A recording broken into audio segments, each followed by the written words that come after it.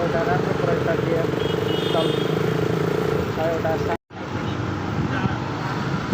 यो रत्नगढ हामी रत्नगढ यो देशी लाइनको बाटो हाइवे उत्तर दक्षिण हाइवेलाई छोडेर क्रस गरेरै हामी यो सब्जी मन्डी पुरानो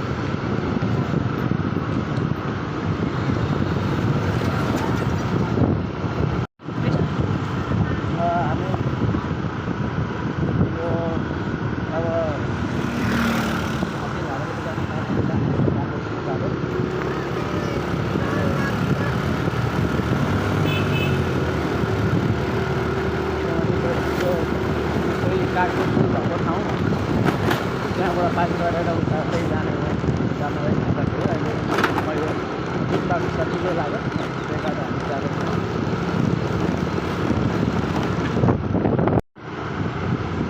यो पहिलो काठको पुल भएको ठाउँ अहिले ठुलो पुल बनाएको छ। यहाँदेखि लेफ्ट साइडबाट पनि खप्टाएर जान सकिन्छ उतापट्टि। अब हामी त्यो बाटोलाई छोडेर हामी यो डेलीगाउँ जाने बाटो बनेर सेउती खोलाको पुल तरेर हामी जाँदैछौँ। यहाँ पनि राम्रो बस्तीहरू छ, चित्रोट राम्रो छ। पहिले हामी गएको थियौँ एकचोटि एकखेर, त्यतिखेर चाहिँ बाटो ठिकै थियो, बाइकमा गएको राम्रै थियो। अब ठुलो गाडी जान्छ जाँदैन हामीलाई थाहा छैन, त्यही भएर हामी बाइकमै यसपालि यात्रा गर्दैछौँ। बाटो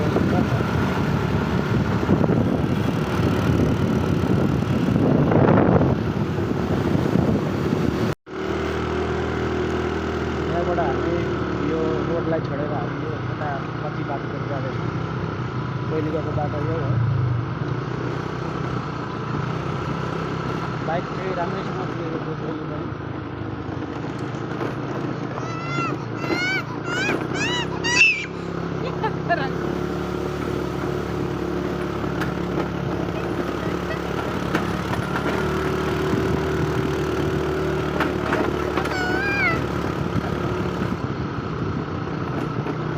पहिले पनि लोकल थिएन होला यो बाटो।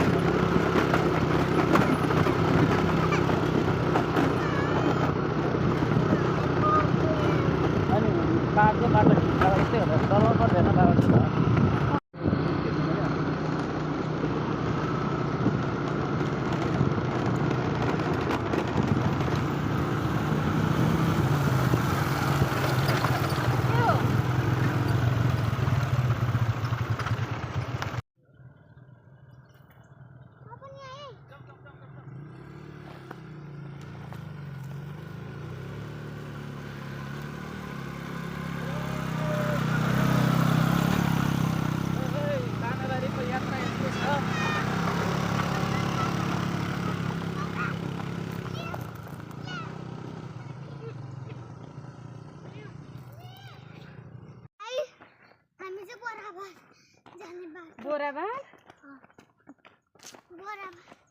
दानाबारी हाइट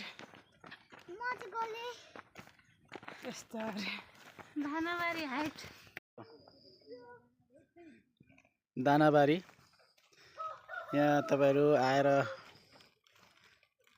यहाँ स्टे गर्न सक्नुहुन्छ। यसरी कटेजहरू छन्, खाने ठाउँ होइन, अथवा तपाईँहरू यहाँ आएर तपाईँको क्याम्प फायर गरेर रात बस्न पनि सक्नुहुन्छ, पिकनिक खान पनि सक्नुहुन्छ। यो यति हाइटमा छ, यहाँदेखि तल तपाईँको खुलेको दिन राम्रो भ्यू धरानको देख्न सक्नुहुन्छ। यो आज चाहिँ धुम्म परेको दिन छ, त्यही भएर यता त्यति देख्न सकिराखेको छैन। हेलो गाइस, मेरो नाम राजु घिमिरे। हेलो गाइस, मेरो नाम राजु घिमिरे। हामी चाहिँ दानाबारी आइसकेपछि यहाँ एउटा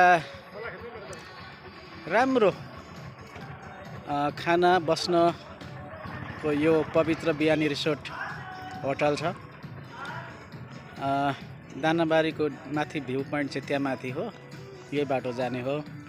यहाँ चाहिँ राम्रो, तपाईहरु कोही आउँदै हुनुहुन्छ भने बाटो यही हो, टेम्पोहरू आउँछ, बाइकमा पनि आउन सकिन्छ। अत्यन्तै मिठो खानेकुराहरू पाउन सक्नुहुन्छ यहाँ। तपाईँहरूले एकचोटि भिजिट गर्दा राम्रो, एकदम सफा सफा खानेकुराहरू बस्नको लागि।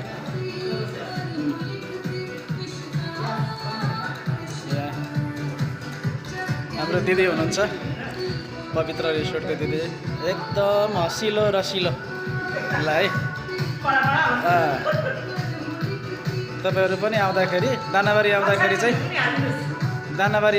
चाहिँ तपाईँहरू यहाँनिर आउनु होला।